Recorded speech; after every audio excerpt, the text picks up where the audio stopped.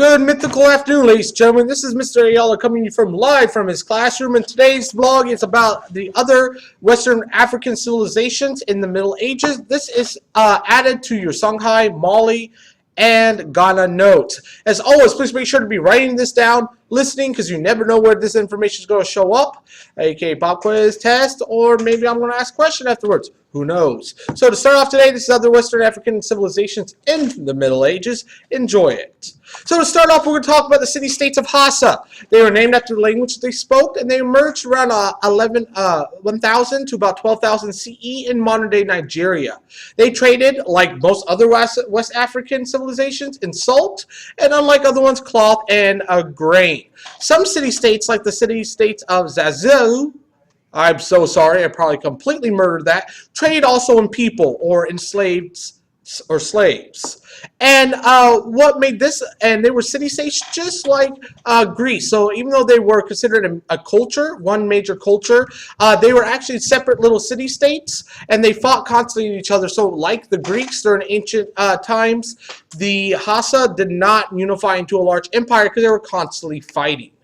From there, we're talking about the Yoruba kings and the artists. They originally were city-states that developed into small Yoruba kingdoms. So the city-states started to merge, and they kind of turned into what we know as like the Holy Roman Empire with their different principalities fighting. Same thing. Their rulers were considered divine, and they were gifted artists who carved in wood and ivory. I do apologize about the "and" being covered. And they also made a lot of terracotta sculptures, which were cast in metal like you see here. So if you look around, you've got this really awesome-looking rhinoceros, this scary person. I don't really know what to think about it. And this one's really neat because definitely look how it's built. And it's interesting that they actually used the guy's knees to hold his head up for the sculptures actually working. I think these sculptures are pretty awesome.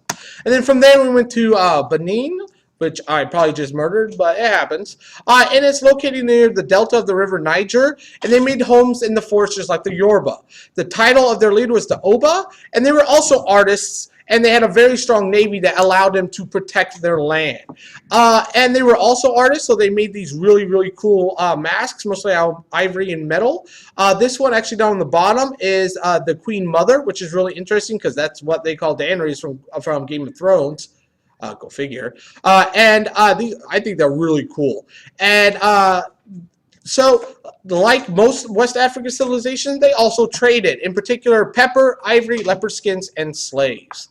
Like I said, that's a very short little review of other Western African civilizations in the Middle Ages. And as always, make sure you wrote your notes, check all your other items, and as always, don't forget to be awesome.